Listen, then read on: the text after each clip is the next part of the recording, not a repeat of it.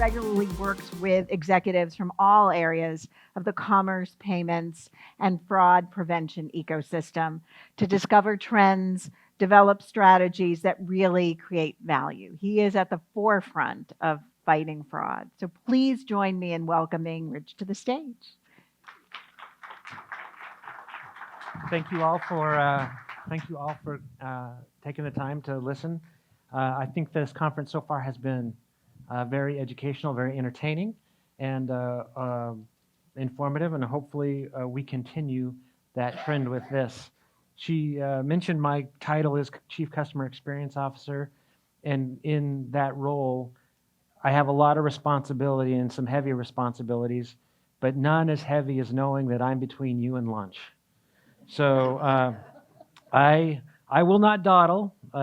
We'll cover this. I've got a presentation, obviously, but if I say something that you're interested in digging into more, we don't have to wait to the end. Shoot your hand up, get my attention, and I'll answer the question, and I guarantee you we will be to lunch on time. This discussion is about large trends in the fraud and commerce space. The biggest trend for me is the massive investment in the digital customer journey. This is an example of a customer journey, a depiction of a customer journey for a QSR. Interestingly, we had a Shell, the petrol company.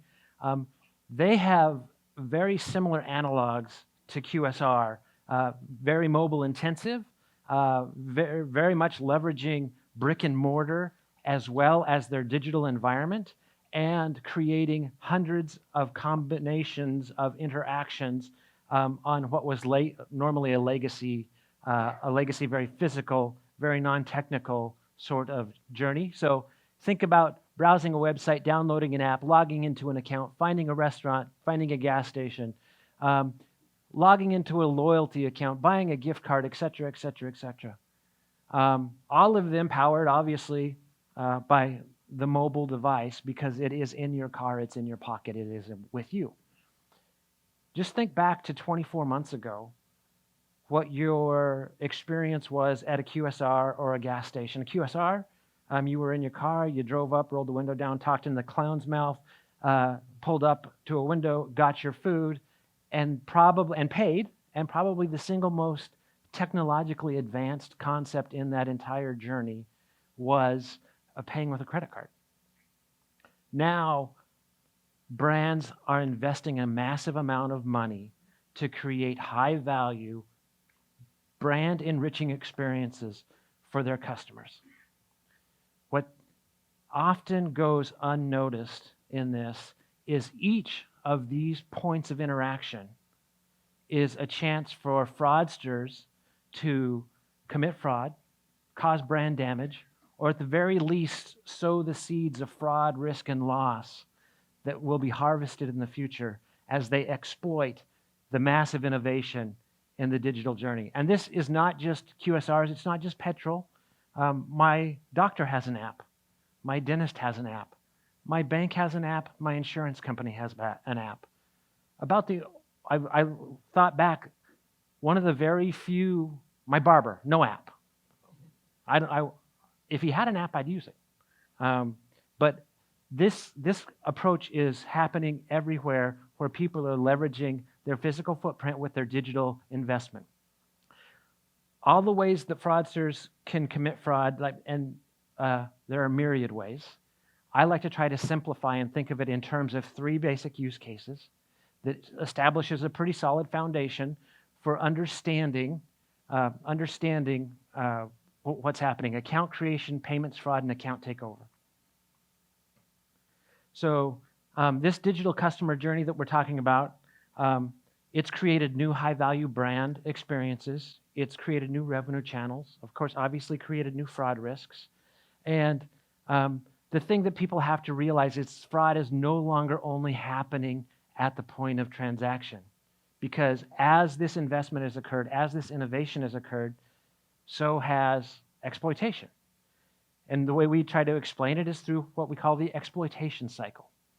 As a business person or a capitalist, you have a great idea.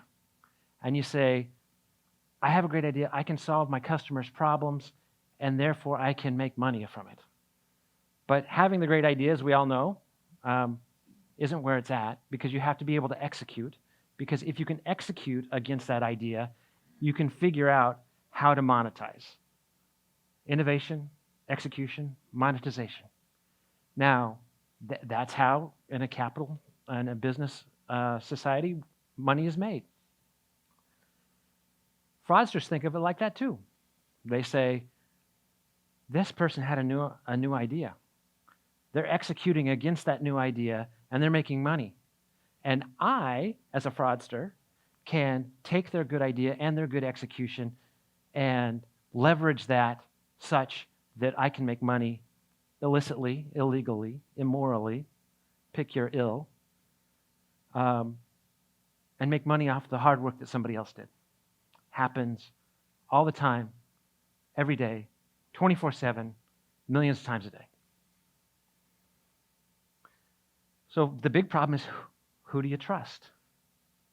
Like, imagine the petrol example of somebody with a mobile phone going to a pump, and they're going to buy $150 of a very, very flammable and potentially dangerous substance that they can easily resell.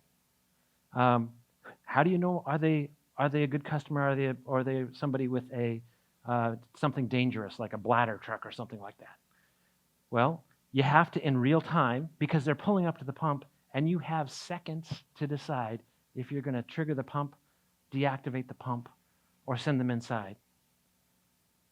So you have to balance positive assurance signals, because you've got to say, if they look like a good customer, I'm positive about that, that's a plus, but do they look risky? Have they been associated with risk in the past? What do I do about that? And if you get this wrong, and I see lots of companies getting this wrong because it is a hard problem, it's triggering what I'm considering the second wave of fraud. Initial fraud has started since the early internet, 1999, etc.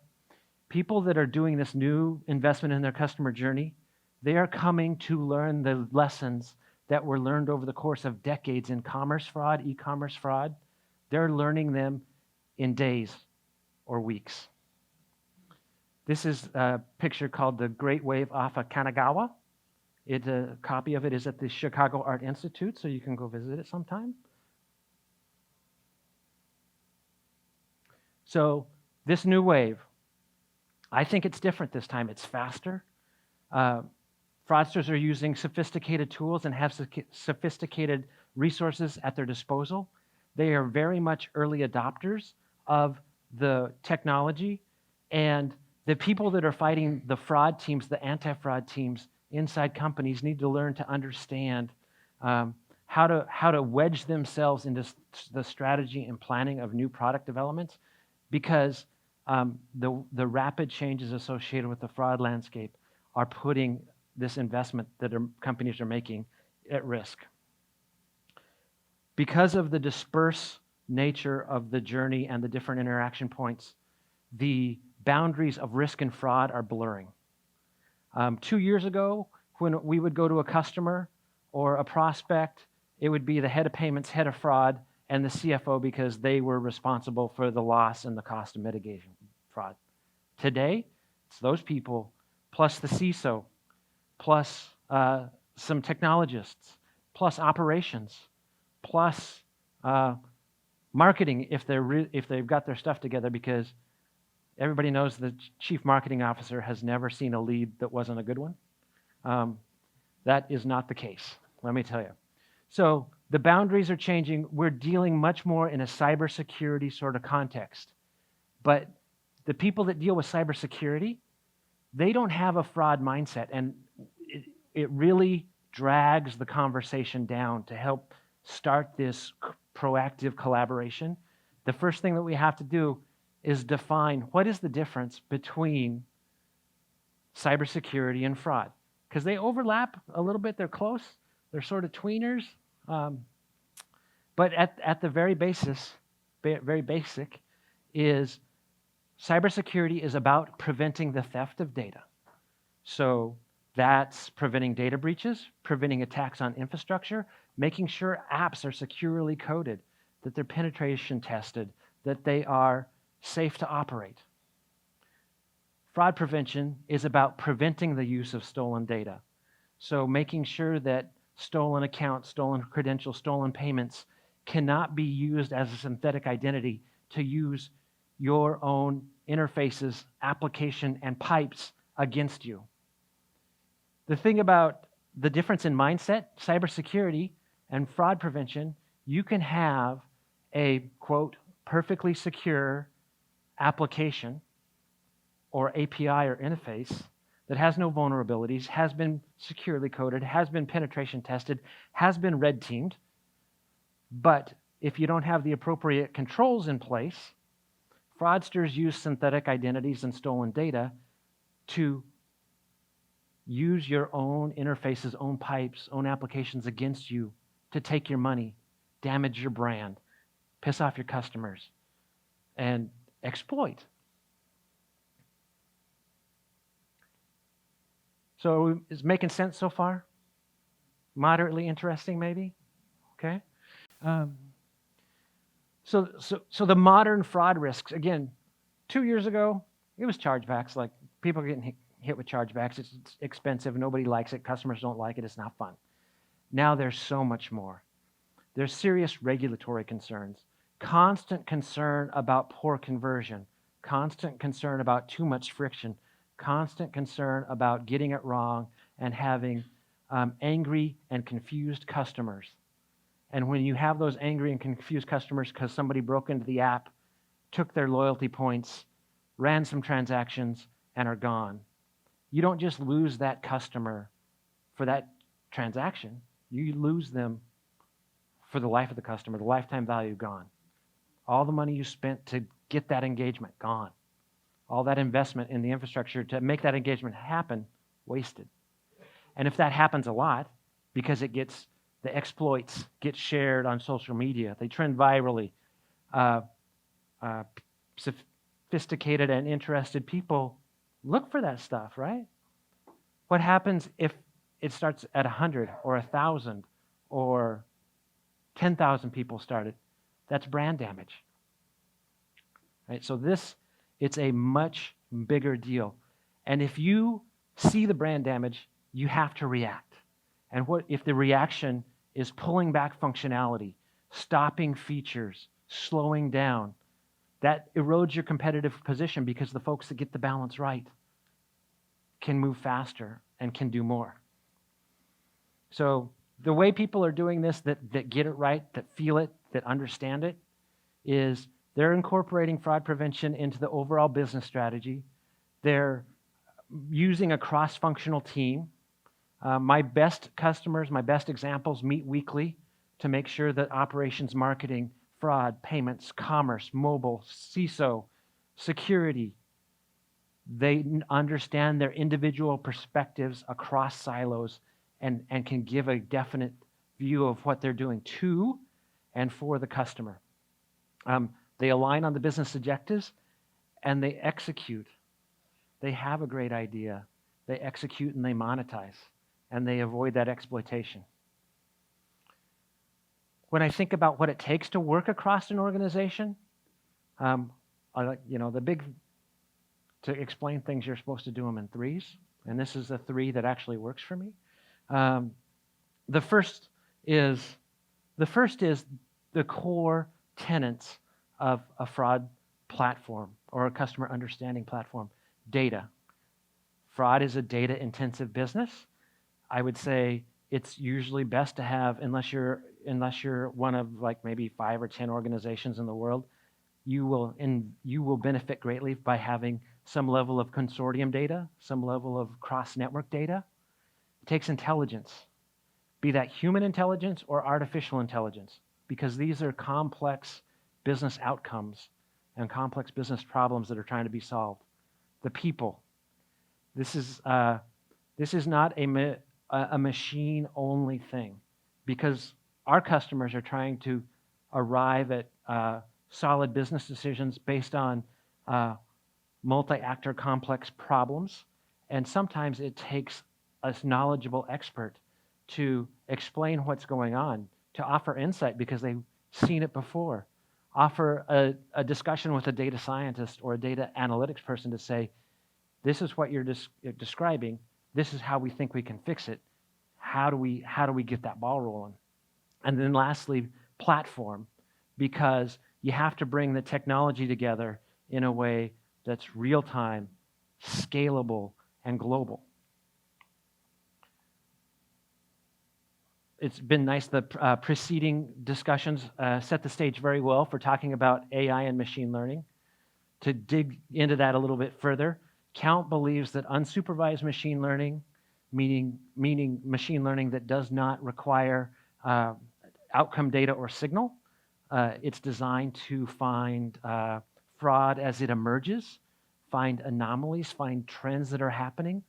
We believe that that has a really, really important place, especially when you combine it with supervised machine learning, which means machine learning that uses outcome data as a signal, that you can train a model that learns as new events occur and can predict the future based on the past. If you do get that right, then you can get a fraud set of capabilities that really looks as if, it feels as if it's demonstrating human judgment. If you can get that right, if it feels like your fraud platform is giving you the advice like a skilled fraud analyst or 100 or 1,000 skilled fraud analysts, that's AI. And the reason you do all that is to arrive at informed decisions, to help you make those business goals, to have the innovation, to have the execution monetization, and to avoid the exploits. Because companies out there are investing massively in this concept. It's powered by mobile, and it requires a serious level of protection. Okay, love to answer some questions. Yes, sir. Do you think that the retail landscape kind of in a hurry to get into the digital world because they'd be losing out if they didn't? Has Lent made this a problem that they don't think it out or miss some things or didn't realize all these different gaps? Yeah, so the question is basically, there's a gold rush to get to mobile. Are retailers going fast and leaving themselves open, to paraphrase? The answer is absolutely. But I will tell you, we started investing in like mobile SDKs when our our volume on our platform was about 2.5% of our transactions were mobile. Now, in accordance with some of the stats that we saw earlier, any given day it's 60 to 70% are mobile derived. Did that answer your question? Other questions? Yes, sir. On your slide, you mentioned credit. I was wondering if you can speak to a little bit more on that topic. Sure. It's a longer poll, but functionally, a lot of fraud losses are showing up in new line items, new loss lines inside companies. They think are credit defaults. They're not credit defaults. They are synthetic identities that are creating accounts and then defaulting. It's just it's another space. Does that answer your question?